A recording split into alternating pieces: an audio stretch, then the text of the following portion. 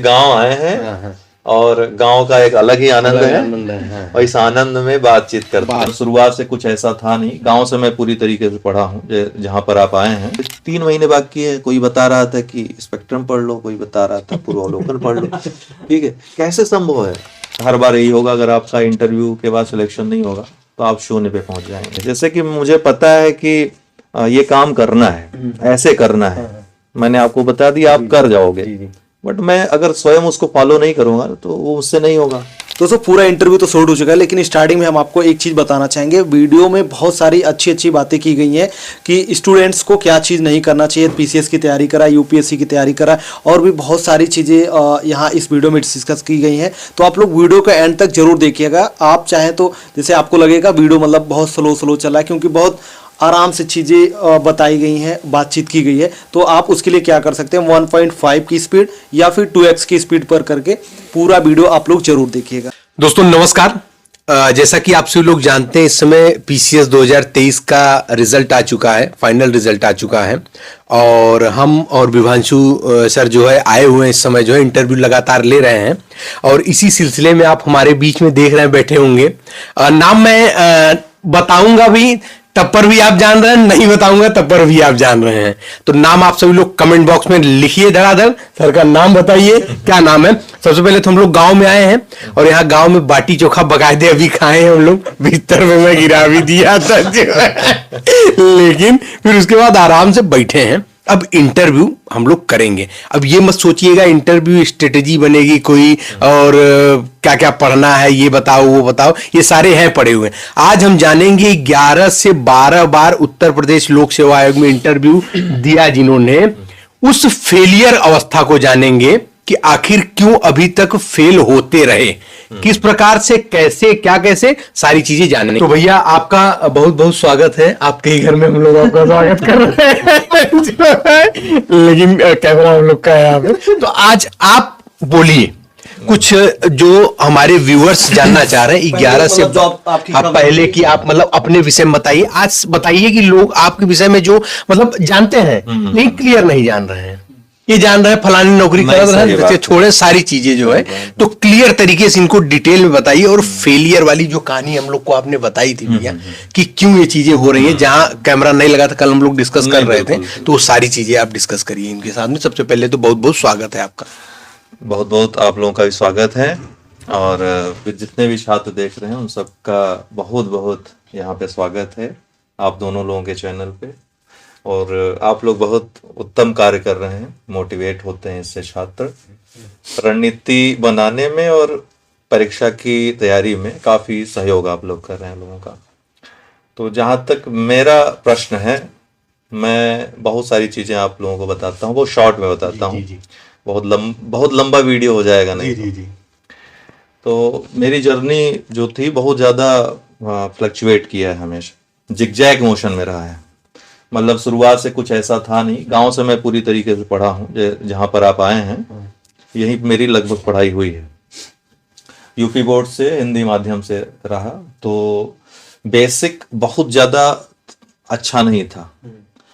तो उस समय ये था कि मैथ और इंग्लिश, लोग अक्सर जो ट्यूशन वगैरह कराते थे, मैथ इंग्लिश मजबूत रहती थी। तो ट्यूशन की वजह से मेरा मैथ इंग्लिश मजबूत था शुरू से ही, और ये 2 मजबूत पक्ष थे। जो कि मैथमेटिक्स अगर मजबूत रहती है तो आगे जाकर के प्रॉब्लम नहीं होती है। अगर बेसिक्स आपके कमज़ोर हैं, सामान्य अध्ययन वगैरह नहीं पढ़ा है आपने, जैसे भूगोल, इतिहास, ये सब ग्रेजुएशन तक मुझको जानकारी नहीं थी, बिल्कुल शून्य था मैं।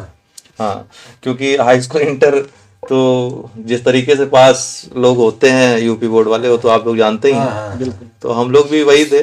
मैथ, साइंस वगैरह तो अपना पोर्शन मजबूत था वो, लेकिन उसके बाद वाले पोर्शन कैसे लिखा गया, क्या लिखा गया, आज तक नहीं बताया। ठीक है। लेकिन जब ग्रेजुएशन किया मैंने, तो उस समय तक एक स्ट्रेटजी हो चुकी थी, और एक सपना था आईआईटी में जाकर के अपना पीएचडी कंप्लीट करके और एकेडमिक कैरियर बनाने का। तो आईआईटी खड़गपुर में मैं गया था, और वहाँ पे जब गया, 6ठा वेतन आयोग आया था और बहुत बूम एक प्रकार से हो गई थी। उसमें आईएएस ऑफिसर इलाहाबाद से बहुत निकलते थे। इलाहाबाद में कुछ हॉस्टल हैं, जैसे एन झा हॉस्टल है, आईएएस मशीन कहा जाता था उसको, बहुत चर्चित रहता था। तो एक क्रेज सा था उस समय, तो मैंने भी सोचा अब सिविल सर्विस की तरफ जाना है, लेकिन घर वालों को कन्विंस भी करना था, क्योंकि हम लोग ऐसी सोसाइटी से हैं कि अकेले कोई निर्णय नहीं ले पाते हैं। तो फिर आईआईटी छोड़ने के पहले मैंने अप्लाई कर दिया था जॉब को। तो जॉब मुझे उस समय गवर्नमेंट जॉब, जो कि मैथ वगैरह स्ट्रांग था, तो एसएससी में और एफसीआई हो गया, आईबीपीएस हो गया, बैंकिंग और रेलवेज में 2-3 जॉब्स उस समय मिली थी, एक साथ मिली सारी जॉब्स। मतलब ऐसा भी नहीं कि क्रम से मिले, छोड़ने और पकड़ने का अवसर मिले। उस समय एक जॉब मैंने चुन ली, चूंकि वर्दी वाली थी और थोड़ी अच्छी थी। किस पोस्ट पे थे? मेरा रेलवे प्रोटेक्शन फोर्स में था, सब इंस्पेक्टर के पोस्ट पे मैं सबसे पहले मैंने वही जॉब की थी। उसके बाद वहीं से सीबीआई में, वहीं से नारकोटिक्स और तमाम जो केंद्रीय संस्थान है वहाँ पे हमने काम किया है। बाद में वहाँ प्रेशर बहुत ज़्यादा जब बढ़ा, जब पद बढ़ा मेरा, इंस्पेक्टर रैंक में जब पहुंचा, थाना इंचार्ज बना, तो काफ़ी जहाँ प्रेशर वगैरह क्रिएट होने लगा, और थोड़ा दूर था इस वजह से भी। और मेरा एक विकल्प भी हो गया था, यूट्यूब पढ़ाने लगा था मैं, और अनअकैडमी के साथ मेरा एक बीच में मेरा एक पुराना चैनल था, आप जानते होंगे। बिल्कुल बिल्कुल। टीसीएस जो है वो आप लोग भी जानते हो, काफी जो पुराने लोग हैं जो जानते होंगे वो सब। तो ये हुआ कि कुछ बड़ा करते हैं, है ना, लेकिन कहीं ना कहीं कुछ पर्सनल रीजंस थे, वो बहुत आगे नहीं बढ़ पाया वो कार्यक्रम। फैमिली के प्रेशर में थोड़ा सा ये था कि फिर से मुझको तैयारी स्टार्ट करनी पड़ी। नहीं तो मैं सोच कर जब आया था जॉब छोड़ करके, तो ये था कि अभी पढ़ाएंगे ही। पढ़ाना अच्छा भी लग रहा था, लोग पसंद भी कर रहे थे। उसके पहले यूट्यूब पे आने के पहले मुझे नहीं पता था कि मैं अच्छा पढ़ा सकता हूँ, या फिर ऐसा कुछ सपना भी नहीं था। बट लोगों को अच्छा लगने लगा, तो मेरी भी थोड़ी इच्छा बढ़ने लगी इस तरफ से, ठीक है, कि यहीं पर कुछ किया जाए बड़ा। बट वही है ना, सपोर्ट थोड़ा सा व्यक्तिगत कुछ चीज़ें होती हैं, उस वजह से फिर से मुझको तैयारी में लौटना पड़ा। और ये था कि उस समय प्रेशर इस तरह का था कि अब तैयारी करके फिर से एक जॉब लेनी ही लेनी है एनी हाउ। तो मैंने बहुत सारी चीज़ें उसमें फेस की, जैसे कि कई परीक्षाएं आपने देखा, जे का भी इंटरव्यू मैंने दिया, एपीओ का भी इंटरव्यू दिया। लगातार एक कोर्स में आपने लगातार इंटरव्यू दिए, कई अलग-अलग पैटर्न पे दिए। इस वर्ष भी मैंने 5 इंटरव्यू दिए हैं पूरे वर्ष में, अगर देखा जाए तो। इसके पहले लगातार देता है। यूपीएससी का भी इंटरव्यू मैंने बीच में 2020 वाला दिया था। तो ये क्रम जो है तब से चल रहा है। जैसे कि मतलब घर वालों का सपना होता है कि हमारा बच्चा जो है कहीं अच्छी जॉब पे सिलेक्ट हो जाए। कहीं ना कहीं आप ऐसी जॉब पे थे, जैसे इंस्पेक्टर रैंक पे आपकी जॉब थी, तो काफी अच्छी जॉब थी, मतलब सबका सपना होता है वहां तक पहुंचने का। लेकिन आप उतनी अच्छी पोस्ट पे होते हुए फिर आप रिजाइन करके घर चले गए, तो उस समय आपके घर वालों का क्या रिएक्शन था? कैसे मतलब उनको आपने मनाया? मतलब वो लोग सेटिस्फाई थे या फिर नहीं? सेटिस्फाई होते तो शायद मुझको फिर दोबारा एग्जाम देने की जरूरत न पड़ती। सेटिस्फाई नहीं थे, और यहाँ का जो सोसाइटी है बहुत क्लोज है, मतलब यहाँ पे गवर्नमेंट जॉब को एक अलग ही दृष्टि से देखते हैं। अगर वो नहीं है आपके पास अर्निंग चाहे जैसी हो, चाहे जहाँ से हो, आपको वो चीज़ नहीं मिल पाती है जो एक गवर्नमेंट जॉब वाले व्यक्ति को मिलती है। तो कहीं ना कहीं सोसाइटी से जुड़ा रहता है व्यक्ति, तो और फैमिली सोसाइटी से जुड़ी रहती है। तो कोई उस दिन मुझसे पूछ रहा था कि पहचान का संकट जो है वो क्यों है, तो वो फैमिली की वजह से है, व्यक्तिगत स्वार्थ की वजह से, या फिर समाज की वजह से है, कौन सबसे ज्यादा प्रबल है? किसी ने पूछा था ये बात, तो मैंने कहा था कि मेन फैमिली होती है, क्योंकि वो आप समाज से डायरेक्टली न भी जुड़े रहो, आपकी फैमिली जुड़ी होती है, तो फिर आपको कुछ फैसले बदलने पड़ते हैं। तो निर्णय थोड़ा चेंज करना पड़ा। वैसे कोई बात नहीं है, जीवन तो जीना ही है, और अपना काम चल ही रहा है।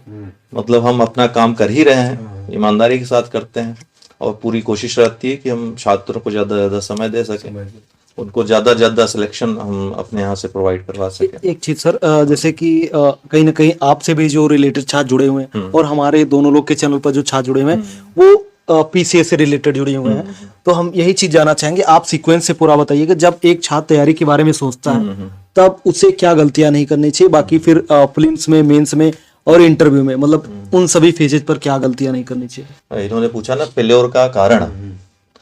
फेल्योर का एक वजह जो मुझको समझ में आती है, फेल्योर नहीं कहूंगा मैं, क्योंकि नहीं, मैं फेल्योर इस वजह से कहूंगा भैया कि जिस हिसाब से मैं आपको जान रहा हूं, आप जिस पद को डिजर्व करते हैं और लगातार इतने वर्षों से 5-6 बार से लगातार आपको वो पद नहीं मिल रहा है, तो उसी के लिए मैं बताना चाहूंगा। और इस बात के लिए भी एक मैं जिक्र करना चाहूंगा, जैसा कि एक समय आपने अपने टेलीग्राम चैनल पे लोग सुसाइड करते थे, उस समय आपको अपनी नौकरी की फोटो डाल करके बताते थे कि भाई डिमोटिवेट मत होइए, ऐसी स्थितियां भी आती हैं कि नौकरी हमने भी छोड़ा, किया सारी चीजें, तो आप डिजर्व करते हैं एसडीएम से भी बड़े पोस्ट पे मेरे नजर में, नहीं फिर भी आपको नहीं मिल रहा है। तो बहुत लोग, जैसे आज ही मेरे पास कमेंट आया था, भैया मैं मेरा 2-3 बार से प्री नहीं निकल रहा, बहुत डिमोटिवेट हो गया हूं और मैं क्या करूं समझ नहीं आ रहा है। तो उनके लिए भी एक मिलेगा ना कि चीजें, भाई जब ये संतुष्ट है 11 बार से शून्य से शुरू कर रहे हैं, 11 बार पहुंच रहे हैं, तो मेरी क्या मतलब वो चीजें हैं। देखिए वही बात है कि शून्य को ताकत बनानी चाहिए अपनी, क्योंकि हर बार यही होगा, अगर आपका इंटरव्यू के बाद सिलेक्शन नहीं होगा तो आप शून्य पे पहुंच जाएंगे। तो शून्य को तो सफर का अपने साथी आपको बनाना है, क्योंकि शून्य फिर आपको शिखर तक पहुंचाता है, शून्य नहीं तो शिखर नहीं, है ना। लेकिन मैं ये कहूंगा ना कि बहुत सारे डिजर्विंग कैंडिडेट्स हैं, नहीं हो पा रहे हैं, कभी उनका प्रीलिम्स नहीं होता है, कभी मेंस नहीं, कभी इंटरव्यू नहीं। बहुत डिजर्विंग कैंडिडेट्स भी हैं, पूरी मेहनत के साथ जो जाते हैं, और पूरी मेहनत के साथ जो लगे हैं, उनका अगर सिलेक्शन नहीं होता है तो उसको जरूर फेल्योर हम कहेंगे। लेकिन कहीं ना कहीं मैं अपने लिए अगर बताऊं तो बहुत ज़्यादा समय मैंने पढ़ाई को नहीं दिया है। मेरा जो पढ़ाई का दौर रहा है बहुत ज़्यादा वो कटा पटा रहा है, कभी पढ़े कभी नहीं पढ़े। फिर मेरी अगर व्यक्तिगत पढ़ाई की बात करें तो लगभग 6-7 साल से बहुत खास पढ़ाई नहीं हुई है। लेकिन आप लोग कहेंगे कि जे का भी इंटरव्यू दे रहा हूँ मैं, एपीओ का भी दे रहा हूँ, आपने की होगी कहीं, तो कहीं ना कहीं पढ़ाई तो वो टूटी फूटी पढ़ाई, अपना पढ़ा भी रहे हैं और तमाम काम हमारे इधर उधर के हैं, मतलब गेम वगैरह भी चल रहा है, सब कुछ चल रहा है, संगीत वगैरह भी चलता रहता है। कल आपने देखा ही जी, कल हम लोग भाई साहब बहुत गाना वगैरह था ना, वो पूरा मस्ती वाला जीवन है कि हम लोग साथ में। एक्चुअली वो कंसंट्रेशन की जरूरत होती है। जैसे कि मुझे पता है कि ये काम करना है, ऐसे करना है, मैंने आपको बता दिया, आप कर जाओगे, बट मैं अगर स्वयं उसको फॉलो नहीं करूंगा तो वो उससे नहीं होगा। तो वही चीज है कि जैसे एक ही साथ आप जे का भी एग्जाम दे रहे हो मेंस का, उसी के साथ आप पीसीएस मेंस भी दे रहे हो, और पैटर्न एकदम अलग है, जमीन आसमान का अंतर है। और उसके साथ आप एपीओ भी दे रहे हो, वो भी अलग है एकदम से। ठीक, तो ये जो कई नावों पे सवारी वाला मैटर है, वो हर जगह आप इंसान की एक लिमिटेड क्षमता होती है, और उसी समय आप अदर स्टेट के मेंस वगैरह भी दे रहे हैं। वही मैं कह रहा हूँ। तो ये क्षमता अपनी जो है पहचाननी चाहिए लोगों को। एक मैं रुकूंगा थोड़ा सा इसमें, यहाँ पूछना चाहूंगा। अभी थोड़ी देर पहले हम लोग बैठे थे, डिस्कस कर रहे थे, तो आपने कहा कि जैसे मैं बताऊंगा कि मतलब किसी भी व्यक्ति को कुछ भी कार्य करने से पहले अपने परिवार से एक बार डिस्कस जरूर करना चाहिए, क्योंकि उसी का नतीजा है जो अभी ये स्थिति हम लोग आपके इंटरव्यू ले रहे हैं, वरना आप कोई एक डिसीजन वाला कार्य अभी तक कर रहे होते हैं। परिवार को ही संतुष्ट करने के लिए फिर आप लगे, बिल्कुल लगातार लगे रहे कि अब हम मेरे मन की भी कोई नौकरी मिल जाती और परिवार भी संतुष्ट हो जाता, और वरना तो आप पहले इतनी बढ़िया पोस्ट, इतनी बड़ी पोस्ट को छोड़ करके आ गए ही। नहीं, बिल्कुल वो काफी अच्छी पोस्ट थी अगर कहें काम की दृष्टि से, और हर चीज वहां पे था, फैसिलिटीज भी थी काफी, जो एक जॉब में चाहिए होती है। बट ठीक है, अभी भी एक पोस्ट मिल गई इस बार फिर से, और जो लोग चाह रहे थे, जो मुझे भी इच्छा थी, वो नहीं मिल पाई। बट ठीक, मैं आपको जो बता रहा हूँ कारण उसके पीछे वो यही है कि एक साथ आप अगर एक परीक्षा की कायदे से तैयारी कर लेंगे, फुल स्ट्रेटजी उसके लिए बनाएंगे, पूरी रणनीति, पूरी जान झोंक देंगे उसके लिए, ये तपस्या ईश्वर भी देखता है। वो देखता है कि ये लगा है, बहुत ईमानदारी के साथ लगा है, इसी परीक्षा के लिए लगा है, तो बहुत रेयर चांस है, 99% चांस है कि आपका हो जाएगा, बहुत रेयर चांस है कि आपका नहीं होगा उसमें। ठीक है, तो वो आपको 100% देने के लिए तैयार रहना है। मैं वही भूमिका बता रहा था आपको कि मैं 100% नहीं दे पाता हूं। मेरा ज्यादातर फोकस, क्योंकि आपका जो रुचि का काम है, मेरी रुचि का काम कुछ और है, लेकिन मैं रुचि के विपरीत काम कर रहा हूं, तो इसलिए शायद वो ईश्वर देखता है ना कौन कितना आकांक्षी है। कहीं ना कहीं देखिए 90% 80% आपकी मेहनत होती है, लेकिन 20% भाग्य भी होता है और ईश्वर का आशीर्वाद भी होता है। तो आशीर्वाद तभी लगेगा जो आप पूरे तन मन धन से किसी चीज के पीछे 70-80% दिए होंगे। समर्पित आप रहेंगे जब तक पूरी तरीके से कि हमको समर्पित रहना है, हमको यही चाहिए। ये तो आप देखो कि आज की डेट में नाम नहीं लूंगा, बहुत डिजर्विंग लोग हैं आज, बहुत फेमस हैं, बट वो इतने सारे IAS IPS उन्होंने निकलवाए लेकिन खुद IAS नहीं बन पाए वो। ठीक है, क्यों? क्योंकि शायद उनकी इच्छा नहीं रही कभी उतनी कि हमको IAS बनना ही, हमको कुछ काम करना है वहां पे जाकर, है ना।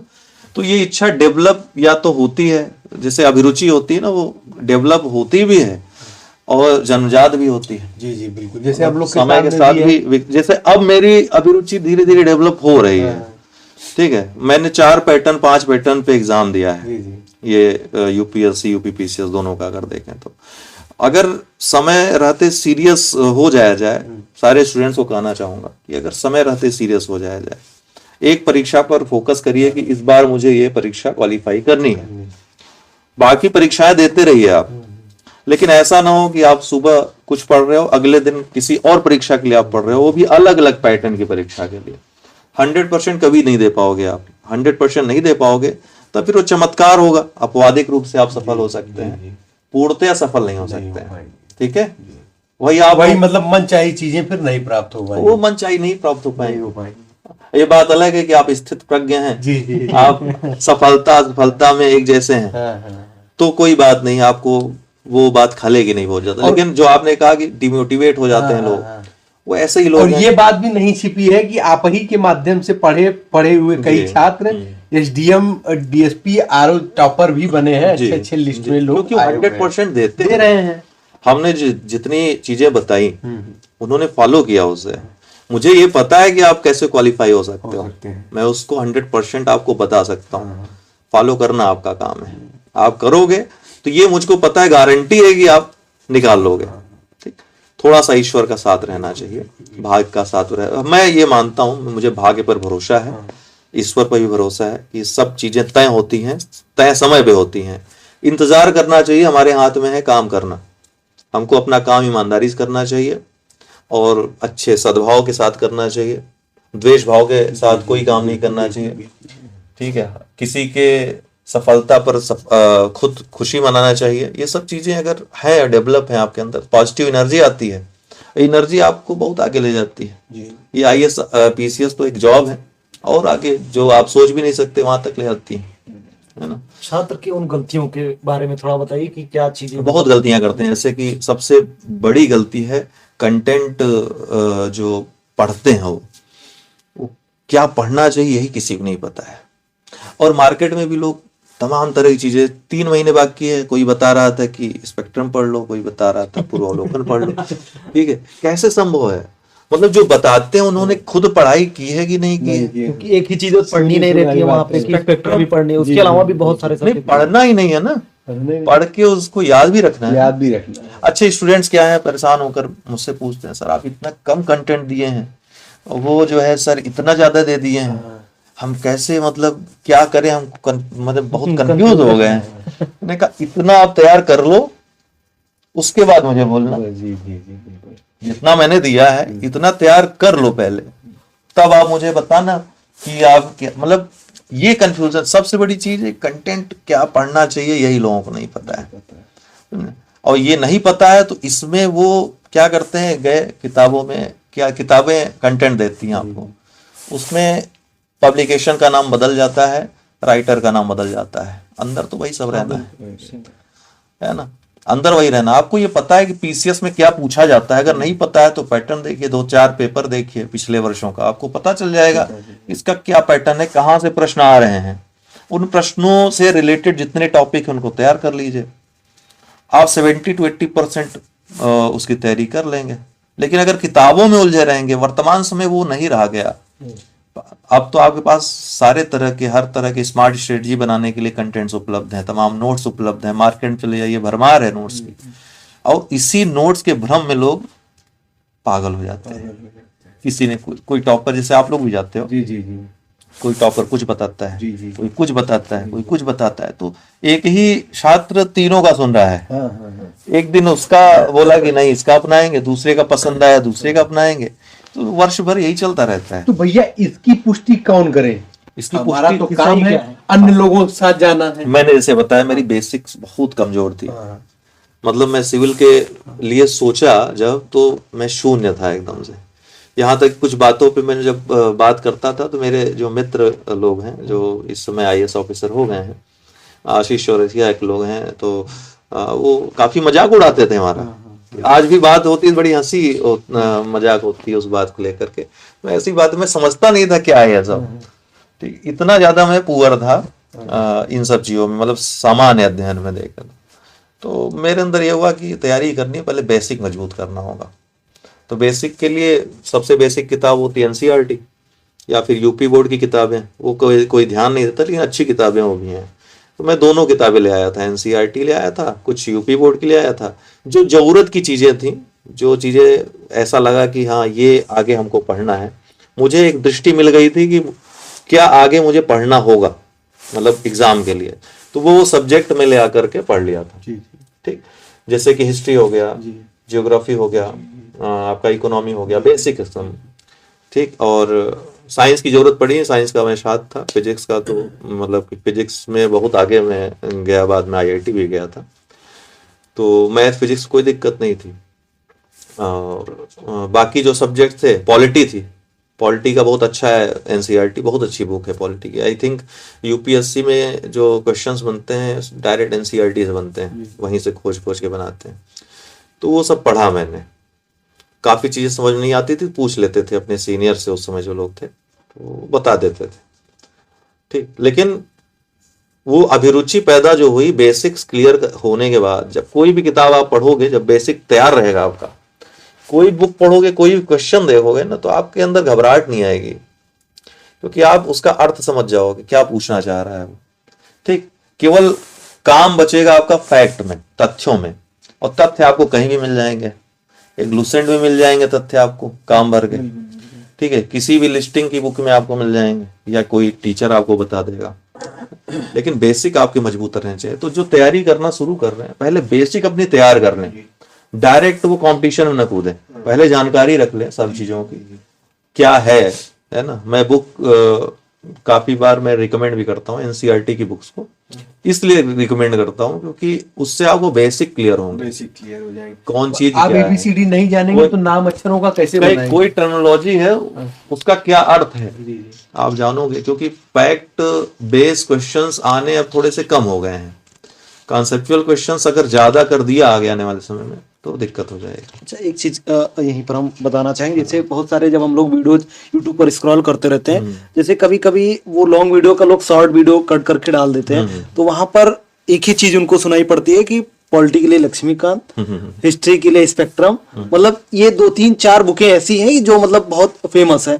लेकिन जब छात्र तैयारी करने आता है तो कहीं ना कहीं वीडियो वगैरह देखता है और उसके माध्यम जाता है सीधे पहले मार्केट से लक्ष्मीकांत या फिर स्पेक्ट्रम लेके आता है। उसको मतलब चीजें नहीं पता होती हैं कि मतलब पहले हमें उसके पहले भी कोई प्रोसेस होता है, उससे गुजरना पड़ता है, फिर यहाँ पर हम पहुंचते हैं। बहुत अच्छी अच्छी नोट्स आ गई हैं, शॉर्ट में तैयारी हो जाती है, समझ में ही आ जाता है। अब वो समय चला गया बुक पढ़ने का। बेसिक तैयार करिए, डायरेक्ट नोट्स पढ़िए, एग्जाम ओरिएंटेड तैयारी करिए, खूब सारे टेस्ट लगाइए। UPSC के लिए मैं बता रहा हूँ, UPSC के लिए वहाँ टेस्ट जितना आप लगाओगे उतने शार्प होते जाओगे, उतना लॉजिकली आप स्ट्रांग होते जाओगे। वहाँ पर पढ़ाई काम आती नहीं है आपकी UPSC में, वहाँ पे आता है लॉजिक काम। तो पढ़ाई के साथ लॉजिक होना चाहिए। पढ़ाई खूब आपने की हो, सारी चीजें मालूम हो, प्लस लॉजिकली आप स्ट्रांग हो जाओ, एक्यूरेसी आपकी अच्छी हो जाए, तो आपका प्रीलिम्स वहाँ निकलेगा। जहाँ तक UPPCS की बात है, यहाँ रट्टा मारना बहुत ज्यादा जरूरी है। इतने फैक्ट हैं यहाँ पे, पूरे सिक्के, कौन से शासक ने कौन से सिक्के चलाए, कौन सा अभिलेख किससे संबंधित है, किस अभिलेख में क्या है, ये भी पूछने लगा है अब तो। अब तो इंटेंट भी पूछने लगा है, कंटेंट के साथ, वो भी जरूरी है। तो और कौन सी पुस्तकें भी नई नई पूछ लेता है, खास करके आपका जो अरबी फारसी में जो लिखी गई या फिर जिनका अनुवाद किसी ने किया, सब पूछते हैं।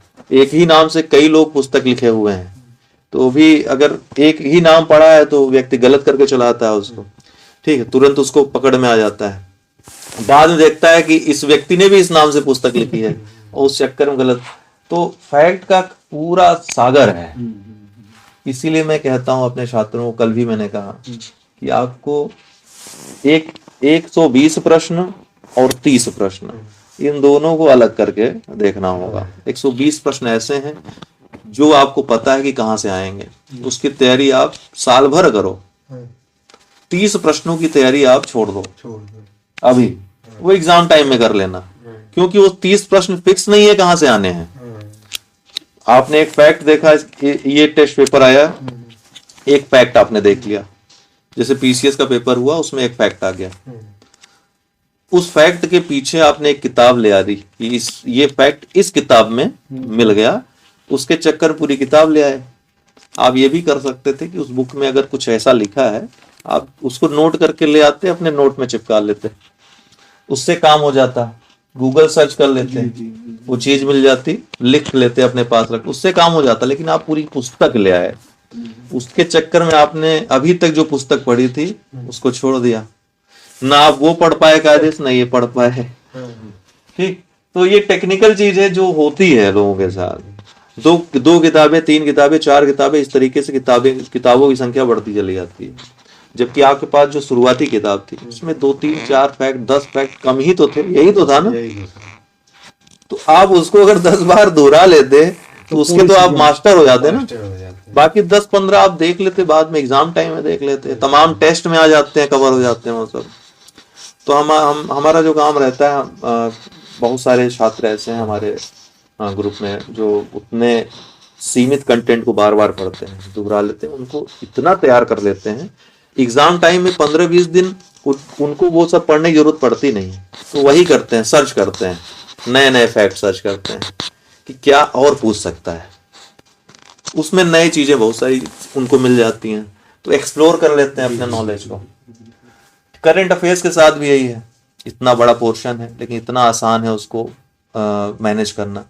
आप बाकी सबको एक तरफ कर दो, 35 प्रश्न आपके कम से कम एवरेज 35 प्रश्न आप करंट अफेयर्स में आते हैं प्रीलिम्स में। तो उसको आप चाहो तो अगर डेली वाइज करंट तैयार करते चलो, 80% पोर्शन आपका तैयार हो जाएगा।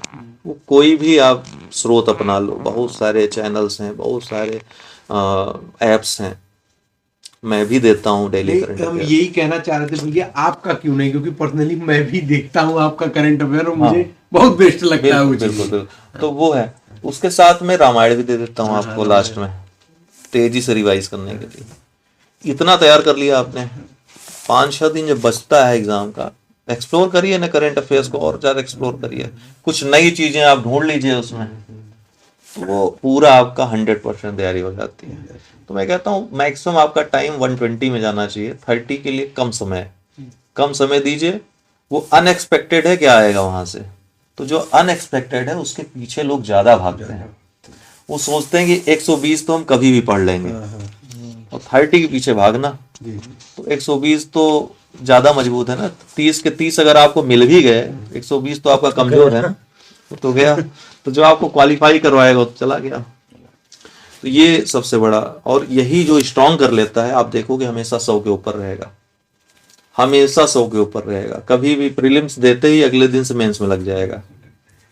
अगर ऐसा नहीं होता है ना, तो आपको मेंस में भी दिक्कत होगी, आप उलझे रहोगे कि आए कि होगा कि नहीं होगा। पहले तो 2 महीने इंतजार करोगे, सर आप कट-ऑफ बताइए, 90 पे हो जाएगा कि इसी नहीं हो चक्कर में 2 जाएगा। महीने निकल गए, फिर 2 महीने बचे मेंस की आपको तैयारी। बता रहा हूँ, बहुत सारे सिलेक्टेड लोगों का प्रीलिम्स नहीं हो पा रहा है, बार बार नहीं हो पा रहा है।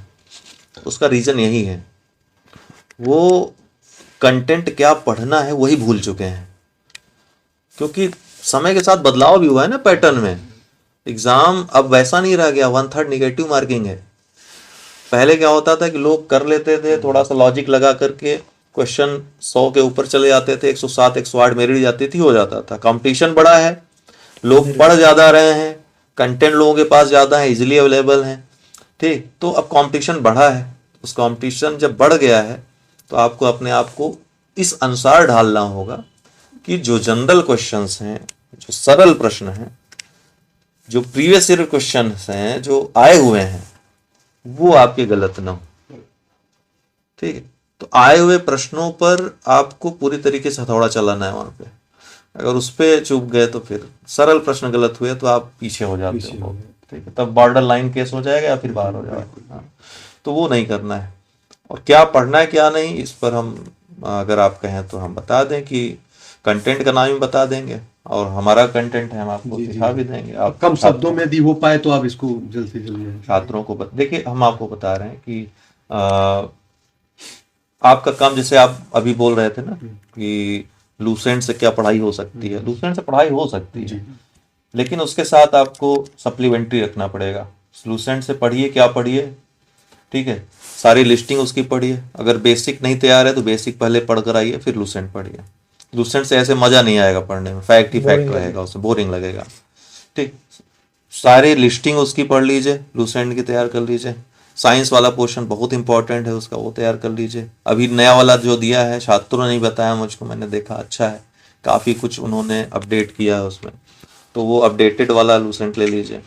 लूसेंट के साथ आप क्या पढ़िए, प्रीवियस ईयर क्वेश्चन के लिए, उसके लिए पूर्वावलोकन जो आपने बताया अभी ना, जिसका जिक्र कर रहे थे, पूर्वावलोकन का वो आप थॉट पढ़ में सकते आता है हैं। पूरा सातों का आप उसके combine साथ करके। आप उसके साथ उसको पढ़ सकते हैं। ठीक है, आप चाहें तो उसके साथ उसको पढ़ सकते हैं। पढ़ना ही पड़ेगा, प्रीवियस ईयर क्वेश्चन लूसेंट में सारे देंगे नहीं, वहां से पढ़ना पड़ेगा। उसके साथ क्या करना है, 2 वर्ष का कम से कम जितनी परीक्षाएं हुई हैं, जितने स्टेट की हो सकती हैं, आप जितना कलेक्ट कर सकते हो उनके क्वेश्चंस कलेक्ट करिए।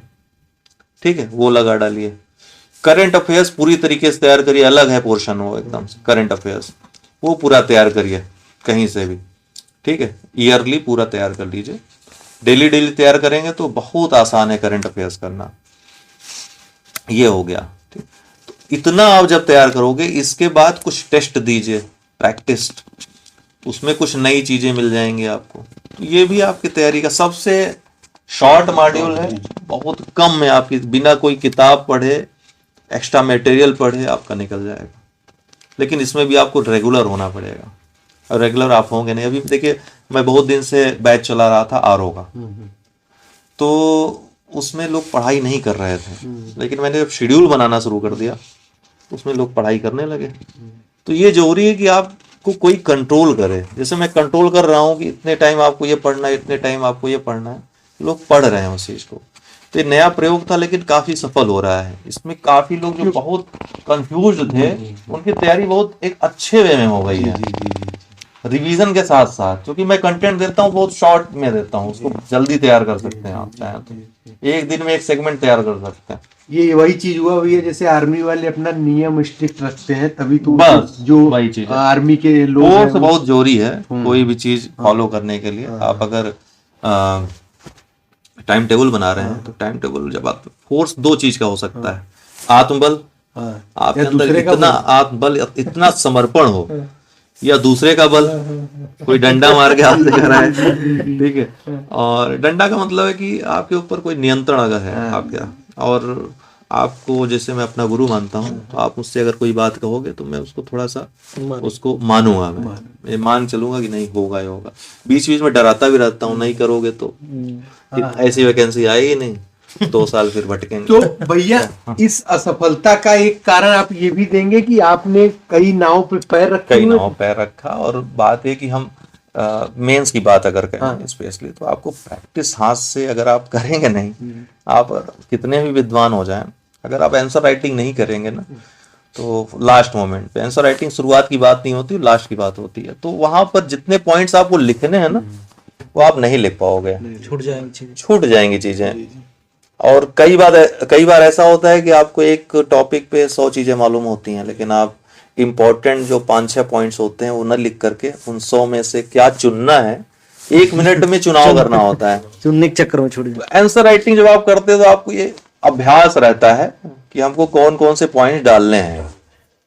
ठीक, तो आंसर राइटिंग जो छात्र करते हैं उनका हो ही जाता है। ठीक है, मैंने कभी समय नहीं दिया उस चीज पे। मैं अपना, जो लोग पूछ रहे थे कि इतने इंटरव्यूज हुए हैं आपने, तो मुझे समय नहीं मिल पाता है, मैं समय नहीं दे पाता हूँ। तो दोस्तों, ये असफलता का मतलब ये है कि भैया ऐसा कोई मैंने भी कभी आंसर राइटिंग की ही नहीं, कभी आंसर राइटिंग नहीं करी है। तो ये एक ड्रॉबैक है, ये मैं कहूंगा सबसे कि ये काम ना करें। अच्छा। आंसर राइटिंग जरूर करें। जब आपकी मेंस की तैयारी हो जाए, सिलेबस आप पढ़ लीजिए, तो आंसर राइटिंग करिए। मैं जांचता हूँ आंसर राइटिंग कैसे करनी है, ये भी बताता हूँ, क्या क्या पॉइंट डालने हैं, क्या क्या पॉइंट डालने हैं, ये भी बताता हूँ।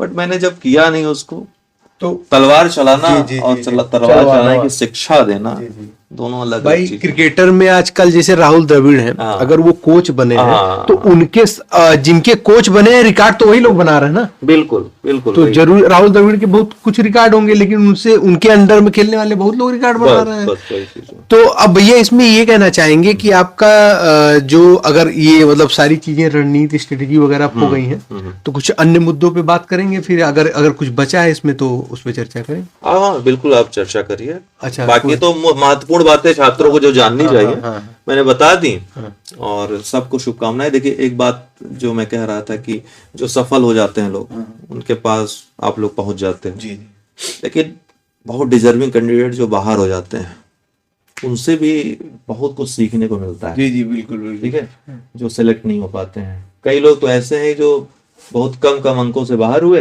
विभिन्न कारणों से, और उनसे कोई आज तक पूछा नहीं कि आप क्यों जो है सफल हुए, हम लोग या क्या आपकी स्ट्रेटजी रही। उनकी बहुत अच्छी स्ट्रेटजी रही, बहुत अच्छा उनकी पढ़ाई रही है, सेलेक्ट नहीं हो पाए।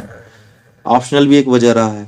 आपने देखा इस बार ऑप्शनल का क्या कमाल रहा है ना। ऑप्शनल इसीलिए हटाने की वकालत की जा रही है। तो दोस्तों अभी इस समय हम लोग का पैटर्न थोड़ा चेंज हुआ दिख रहा होगा आपको। बैठे बैठे थक गए थे हम लोग जो है, क्योंकि खाना पीना खा के इंटरव्यू ले रहे हैं। आपने देखा होगा बीच में एक बार हिमांशु भाई जवाई ले रहे थे, एक बार हम भी ले रहे थे, तो नींद वाली अवस्था है। अभी समय क्या हो रहा है ये नहीं बताएंगे, लेकिन सो जाओ भाई यहाँ पे। और ठंड बाहर बहुत भयंकर है। तो हम ये कहना चाहेंगे, भैया से फेल्योर का एक इंटरव्यू ले रहे हैं। आपसे लोग ये जानिए कि इनका किसी बड़े पद पे चयन क्यों नहीं हुआ। चयन पे मत जाइए कि फेल्योर है ये, ऐसा कोई एग्जाम नहीं जिसमें इन्होंने दिया और अंतिम रूप से चयनित नहीं हुए। अगर चयनित नहीं भी हुए हैं तो कई एग्जाम में सिर्फ एक नंबर से सिलेक्शन नहीं हुआ। अगर एक नंबर से कोई असफल व्यक्ति असफल होता है तो आप सभी लोग अच्छे से उसको असफल कह सकते हैं। अगर एक नंबर और एक्स्ट्रा पाने से कोई सफल हो जाता है तो आप उसको सफल मानते हैं, सफल कह लीजिए। क्या ही अंतर है एक नंबर पाने और पीछे से ऐसे करके। तो अब हम लोग जानेंगे सबसे बड़ी चीज, जो पीसीएस 2023 का रिजल्ट आया है, उसमें कई घरों में दीपक जले हैं, कई घरों में उजियाले हुए हैं। उसका मुख्य कारण रहा है तो वो ऑप्शनल रहा है। अगर इस बार ऑप्शनल नहीं हटा, हमने कई टॉपरों से पर्सनली बात भी किया और उनसे जाना भी, उन्होंने साफ कहा भी अगर इस बार ऑप्शनल नहीं भी होता, अगर होता ऑप्शनल तो उनका इस बार भी सिलेक्शन नहीं होता। और ऑप्शनल नहीं होने की वजह से ही उन सभी लोगों का सिलेक्शन हुआ। हम तो मानते हैं इस बार हिंदी मीडियम के छात्रों की भरमार लगी पीसीएस 2023 के फाइनल रिजल्ट में। और उसके ऑप्शनल हटने के जो मुख्य, आप सभी लोगों ने देखा होगा कि हमने आयोग पे भी भैया का इंटरव्यू लिया। ऑप्शनल हटवाने में महत्वपूर्ण भूमिका में रहे हैं, जो कि, और एक प्रकार से आप ये समझिए कि आप लोगों के नौकरी में इनका बहुत बड़ा योगदान मैं अपने नजरिए से समझूंगा। तो बहुत बड़ा योगदान इनका ऑप्शनल हटने में रहा होगा। तो भैया इस पे कुछ चीजें आप बताइए। मैंने स्वयं भी ऑप्शनल का बहुत झेला है। आपका माध्यम कौन सा था भैया? मेरा हिंदी माध्यम। अच्छा, ठीक है। तो ऑप्शनल में नंबर मिलना जो है ना, एक बहुत टेढ़ी खीर हो गई थी। तो क्यों नंबर काट रहे थे वो आज तक समझ नहीं आया, है ना। क्या था, किसी भी विषय में कुछ भी नंबर मिल जा रहा है। 2 सब्जेक्ट्स में जमीन आसमान का फर्क हो जा रहा था। वो गैप बांटना जो है बड़ा मुश्किल हो जा रहा था। हर बार एक सब्जेक्ट को, जैसे पिछली बार आपने देखा लास्ट टाइम पे सोशलॉजी को बहुत ज्यादा हाइप कर दिया था, और मैं सोशलॉजी छोड़कर लॉ रख दिया था। इसलिए क्योंकि सोशलॉजी में नंबर बहुत खराब मिल रहा था, बहुत जनरल मार्क्स हो गए थे। तो ये एक जुआ सा हो गया था मिला करके। अनएक्सपेक्टेड रिजल्ट्स बहुत आते थे पहले। एक समय जिस ऑप्शनल में बढ़िया नंबर मिलते थे, एक समय उसमें शून्य मिलने लगा। तो ये होता था ना कि किस ऑप्शनल के छात्र, जिस ऑप्शनल को बहुत अच्छे मार्क्स जिस वर्ष मिलते थे, उसी ऑप्शनल के छात्र उस बार ऊपर के पद ले आते थे या फिर सारे पदों पे सिलेक्ट हो जाते थे। तो ये एक बहुत ही गलत प्रक्रिया बन गई थी। इसका दंश बहुत लोगों ने झेला। बहुत सारे छात्र बाहर हो गए, मतलब ओवरेज हो गए ऑप्शनल चेंज करते करते। जिसका बैठ गया ऑप्शनल, वो निशाना लग गया उसका। मेरा कभी नहीं बैठा, मैं आपको बताऊं। मैंने 5 ऑप्शनल कम से कम, मैंने क्या क्या पढ़ा मैं आपको बता रहा हूँ। सोशोलॉजी, सोशोलॉजी पबएड सबसे पहले मैंने दिया था। यूपीएससी मेंस लिखा था जब मैंने पहला मेंस लिखा था तब भी, और यूपी पीसीएस का जब मेंस लिखा था, ठीक है, तब भी। तो मैंने पबएड ऑप्शन रखा था शुरुआत में। बाद में यहाँ पर 2 ऑप्शनल थे, तो पब्लिक एड और सोशोलॉजी दोनों सब्जेक्ट से दिया था मैंने सबसे पहला जब दिया था। पबएड में अच्छे नंबर नहीं मिले तो मैंने सोशोलॉजी के साथ डिफेंस रख लिया। उसके बाद फिर ये हुआ कि सोशल वर्क वाले ही सिलेक्ट हो रहे हैं, डिफेंस वाले ही सिलेक्ट हो रहे हैं, ये दोनों कॉम्बिनेशन वाले ही सिलेक्ट हो रहे हैं, तो फिर मैंने वो दोनों कॉम्बिनेशन रखे। तो उसमें स्केलिंग के मार्क्स अभी मैं आपको दिखाऊंगा कि किस तरीके से स्केलिंग होती थी उस समय। एक अचंभा ही होता था, मतलब 149 मार्क्स हैं तो घटाकर उसको 107 कर दिया, क्यों कर दिया वो पता नहीं, किस मेथड के साथ कर दिया, वो होता था। ठीक है, हाँ, कोई बात नहीं। तो 2018 में लास्ट टाइम था, तो सोशल वर्क डिफेंस को डुबा दिया उसमें बहुत पूरी तरीके से, हिंदी माध्यम खास करके। तो ये चलता रहा 2019, फिर मैंने लॉ रखा, फिर सोशोलॉजी रखा, फिर लॉ रखा। तो ये सब्जेक्ट जो है इतने चेंज होते रहे हैं, तो यही होता ही था। जिसको मार्क्स नहीं मिलते थे नेक्स्ट टाइम या फिर उसके अगली बार ऑप्शनल चेंज करना ही एक मात्र जो है विकल्प रहता था। तो अभी जो है वो हटा, और आपने देखा कि जिनका सिलेक्शन नहीं हो रहा था, जो भूल चुके थे कि उनका सिलेक्शन भी होगा, बहुत बार से, और उनका सिलेक्शन हुआ, अच्छी रैंक भी आई। ठीक है, तो ऑप्शनल हटने का एक वरदान इस बार लोगों को मिला है। अब क्लोज कंपटीशन हो गया है बहुत, 15-20 नंबर का अंतर में सब आ जाते हैं, लगभग 20-30 का नंबर। आप देखिएगा जब मार्कशीट आएगी तो आप देखेंगे 15-20 अंकों में सब सिमट गए हैं, सब बहुत ज्यादा गैप नहीं, बहुत गैप नहीं है। वो गैप नहीं है तो आपके पास एक अच्छा अवसर है, आप अच्छा साक्षात्कार दे करके वहां पर अंक अर्जित करके आप अच्छे पद पा सकते क्या भैया आने वाले समय में जैसे 24 का पेपर है, 25 का, तो 23 जैसा ही रिजल्ट होने वाला है ऐसे? बिल्कुल, एकदम मान चलिए कि बैलेंस रहेगा। हिंदी इंग्लिश जो भी अच्छे छात्र होंगे वो सिलेक्ट होंगे, यही बैलेंस। हाँ, थोड़ा सा किस्मत का साथ ये रहेगा कि इंटरव्यू के मार्क्स थोड़े से डिसाइडिंग हो जाएंगे। हिंदी और इंग्लिश के बीच में मतलब बहुत ज्यादा गैप रहता है मार्क्स के बीच में, पहले होता था, अब इस बार देख लीजिए, आपको रिजल्ट देखिए, सेकंड रैंक तो हिंदी माध्यम है। जी। हमारी छात्रा है 25 रैंक, 10th रैंक माधव है, जी। वो भी हिंदी माध्यम है। तो कई छात्र तो हमारे यहाँ से मैं बता सकता हूँ कि हिंदी माध्यम से, जी, ठीक है, जो हमसे जुड़े हुए हैं। बाकी अन्य छात्र भी हैं बहुत हिंदी माध्यम में, सब हम भी हिंदी माध्यम है। सबने जो भी चयन हुआ ही है इस बार साक्षात्कार जिसने भी दिया है, मैक्सिमम हिंदी माध्यम के छात्र थे जो मिल रहे थे। आप देख रहे होंगे, नहीं तो इसके पहले, जी बहुत, और इसके पहले इंग्लिश माध्यम, इसके पहले एक चीज भैया और देखा हमने, जब तक अंग्रेजी माध्यम का बोलबाला, तो मैं कहूंगा नहीं बोलबाला, देखिए कोई माध्यम की लड़ाई नहीं है ये। कुल मिला करके चीजें, जब तक डिस्क्रिमिनेशन रहेगा किसी परीक्षा में ना, तो फिर मोटिवेशन खत्म हो जाता है। हिंदी माध्यम के साथ भाग रहे थे तैयारी से, आपको रियलिटी बता रहा हूँ, कई लोगों ने तैयारी छोड़ दी है, कुछ लोग स्विच करके इंग्लिश मीडियम जा रहे थे। एक वो ऑप्शन था, और दूसरा छोड़ दिए, या तो छोड़ दिए। अब इंग्लिश, हिंदी से जो इंग्लिश जा रहे थे उनके साथ एक समस्या आ रही थी ना, स्पीड नहीं बन पा रही थी। बिल्कुल। या तो रटकर पूरी चीजें जाए और रटा हुआ आ जाए तभी संभव है, वो संभव हो नहीं पाता है। तो स्पीड वहां पर फिर सेक्रीफाई होती है, और फिर उसका क्या होता है, खामियाजा। अभी हम लोग एक इंटरव्यू कर रहे थे, वो 2019 में पहले हिंदी मीडियम से तैयारी कर रहे थे, बाद में उन्होंने स्विच करके इंग्लिश मीडियम से तैयारी करना चालू कर दिया। अच्छा, अभी सिलेक्शन हो गया डीएसपी में। चलिए ठीक, मैं बता रहा हूँ। इस बार जो है रिजल्ट में ऑप्शनल नहीं था, या यूं कह लीजिए हमारा कोई गलत इंटेंशन नहीं है, और क्षमा प्रार्थी अभी से ही, हम पहले से ही हमने देखा कि टॉप 10 में जो ऑप्शनल रहने पर लड़कियों की संख्या बहुत ज्यादा रहती थी, ऐसा हमें, मेरा एनालिसिस है, मैं हो सकता है गलत। इस बार हम देख रहे हैं ऑप्शनल हटने से वो टॉप 10 में लड़कियों की संख्या मतलब नहीं बहुत है, और ज्यादा। देखिए, ऑप्शनल तो विशेषज्ञता की बात होती है, जितना ज्यादा विशेषज्ञ आप किसी विषय में ऑप्शनल में रहते, क्योंकि ऑप्शनल अक्सर लोग मार्केट की नोट्स को पढ़ के आते थे, जबकि वो प्रोफेसर्स उन मार्केट की नोट्स को, कोचिंग की नोट्स को बकवास बताते हैं। आप बड़ी बड़ी कोचिंग की नोट्स दिखाइए प्रोफेसर्स को ले आकर के, वो बकवास बताएंगे उसको, वही चेक करेंगे जब उसको, तो बकवास चीज को बकवास नंबर देंगे। तो ज्यादातर आप देखोगे एकेडमिक कैरियर लड़कियों का लंबा रहता है, वो काफी अच्छा पढ़ती हैं, ऑप्शनल वगैरह ऐसी बात नहीं है। तो ऑप्शनल में हो सकता है कि लड़कियों का इस वजह से नंबर आ रहा हो, ज्यादा आ रहा हो, ठीक है, क्योंकि उसमें काफी नॉलेज की जरूरत होती है। ऑप्शनल में नंबर पाना और जीएस में नंबर पाना दोनों अलग अलग चीजें हैं। ऑप्शनल में विशेषज्ञता की आवश्यकता होती है, तो विशेषज्ञ हैं तो आपको नंबर अच्छे मिले हैं उसमें। तो मिलते थे, ये बात भी सत्य है कि मिलते थे, मार्क्स मिलते थे, और ठीक है, को मिला करके समानता आनी चाहिए, है ना। वो किसी भी तरीके से आए, लड़का लड़की ऐसा कुछ नहीं है, सब पढ़ रहे हैं, सब आगे बढ़ रहे हैं, बिल्कुल। जो पढ़ रहा है, जो मेहनत कर रहा है, उसका सिलेक्शन ये तो सत्य है। और लड़कियां किसी भी मायने में कहीं कम नहीं है, नहीं जा, बिल्कुल बिल्कुल।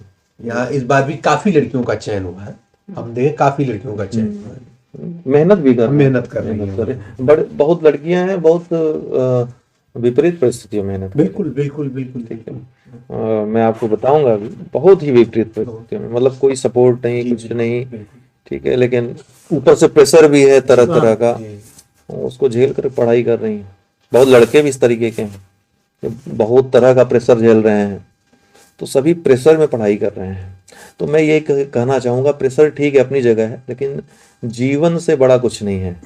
जब तक जीवन है तभी तक ये सब संघर्ष वगैरह है, जीवन खत्म तो सब खत्म। तो अपने जीवन को महत्व देना है, स्वास्थ्य को महत्व देना है, बहुत ज्यादा चिंता नहीं करना है, सोचना नहीं है, मस्ती में लाइफ काटनी है।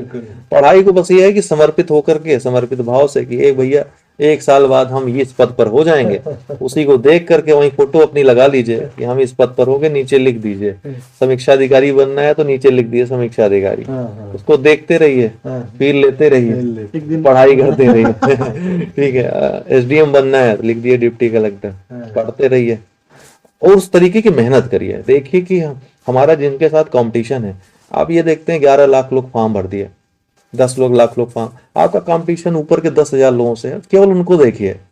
टॉपर्स जो हैं वो क्या, उनके साथ हमारा कंपटीशन अगर है तो उनकी कॉपी आप देखिए अगर, तो वहां से ये सीखिए, ये मत सीखिए कि ऐसा मुझे लिखना है, ऐसा सोचिए कि मुझे इससे बेहतर कैसे लिखना है, तब जाकर के आप खोजी छात्र कहलाएंगे अच्छे।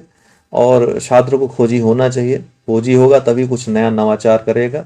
जितना आप नवाचार करोगे अच्छा पॉजिटिव, उतना ही आपको नंबर मिलेंगे, उतना समय आपको देना पड़ेगा। जैसे हम लोग हैं समय नहीं दे पाते हैं, अपनी जो तैयारी है पहले की वही चल रही है, कुछ ऐसा कुछ ऐड नहीं हो जाता, करंट अफेयर्स है, डाटा वगैरह ऐड हो जाए, क्योंकि मेहनत जब तक आप नहीं करोगे, अपने आप को अपडेट नहीं करोगे ना, तो आप पीछे रह जाओगे हमेशा, ठीक है। तो अपडेट मैं कैसे होता हूँ, मेरी पढ़ाई का स्रोत हमारे छात्र ही हैं, उनको पढ़ाते पढ़ाते जो भी अपडेशन, जैसे मैं आंसर राइटिंग कराता हूँ तो बहुत सारी चीजें वहां से पता, भले अभ्यास नहीं करता हूँ लेकिन इतना अभ्यास तो हो जाते हैं कि क्या लिखना है क्या नहीं लिखना है इतना पता हो जाता है, क्या नहीं लिखना है ये भी पता हो जाता है। तो कहीं ना कहीं नंबर जो आते हैं हमारे, या बार बार इंटरव्यू कॉलिंग होती है, उसकी वजह ये भी है, ठीक। और अगर मैं आंसर राइटिंग बिल्कुल ना करता, पढ़ाता नहीं, कंटेंट से बिल्कुल मतलब ना रहता, अपडेशन नहीं रहता किसी तरह का, तो फिर मैं कभी इंटरव्यू न दे पाता। क्योंकि एक बड़ी चीज है ना, मेंस का एक लंबा चौड़ा सिलेबस है, जब तक आप एक्यूरेट आंसर राइटिंग करोगे नहीं, टू द पॉइंट नहीं लिखोगे, आपको नंबर नहीं देगा एग्जामिनर। तो भैया लगभग सारी चीजें हो गई हम लोगों की, हाँ, कुछ बहुत गहराइयों में, और हमें नहीं लगता कुछ चीजें बची होंगी पूछने या जानने के लिए। जब एकदम इंसान हर एक चीज ही बता दिया तो बचा ही क्या है बताने के लिए फिलहाल। भाई बाकी टॉपर्स के आपके सारे प्रश्नों के हम लिख लिए हैं, लगातार टॉपर से ले रहे हैं, और भैया से हमको यही वाला स्ट्रेटेजी लेना था, क्यों फेल हो रहे हैं वो उनके लिए जो परेशान है, तो सारी परेशानी दूर हो गई। हर प्रकार से आपके लिए हम लोग कार्य कर रहे हैं और बिल्कुल निःशुल्क कर रहे हैं। सबसे बड़ी बात तो ये ठंडी में एकदम जो है भयंकर ठंड, अभी घर भी जाना है, ये दवा नहीं खाए अभी हम लोग जो है। अरे आप फिलहाल करते रहे, गांव का माहौल का आनंद लीजिए। बिल्कुल बिल्कुल, हम सरसों के खेत में ले चलेंगे। बहुत बड़ा साम्राज्य है भैया, हम लोग तो अभी टहला रहे थे तो हमने कहा मत करिए, ठंडी में उठा चल के लेटते हैं भाई साहब, ये चीजें हैं। तो फिलहाल हो गया सब कुछ, और बाकी भैया से आप जुड़े ही हैं, डेली कुछ ना कुछ मोटिवेट कर रहे हैं। हमारे चैनल से आप जो ना जुड़े हो, जो पहली बार आ रहे हो, जुड़ जाएं। हमारे चैनल पे भी टॉपर्स के वीडियोस आप सभी लोगों को प्राप्त होते हैं। चैनल नाम है यूपीपीएससी डेली न्यूज, और आपके सामने विभांशु जी हैं जिनके चैनल का नाम विभांशु पांडे है। आप सर्च करिए, यूपीपीएससी में लगभग सभी लोग जानते हैं इनको, इंटरव्यू लेते हैं ये छात्रों का। हमारा टेलीग्राम चैनल है, वहां से भी जुड़ सकते हैं आप सभी लोग। यहाँ कई टॉपर्स हैं जो मोटिवेट आप सभी लोग को करते रहेंगे बीच बीच में, नहीं है ना। बिल्कुल बिल्कुल बिल्कुल। तो यही सारी चीजें हैं। बाकी आप कुछ कहना चाहें तो आप भी अपने व्यूअर्स से बोले, और वीडियो को हम लोग करते हैं विराम। बिल्कुल बिल्कुल। तो आप लोग को वीडियो कैसा लगा कमेंट करके एक बार जरूर बताना। तो वीडियो अच्छा लगा लाइक कमेंट और शेयर जरूर कर दीजिएगा। चलिए फिर मिलते हैं अपने किसी नेक्स्ट वीडियो में, तब तक के लिए जय हिंद, जय वंदे। मातरम, हर हर महादेव। बहुत बहुत धन्यवाद।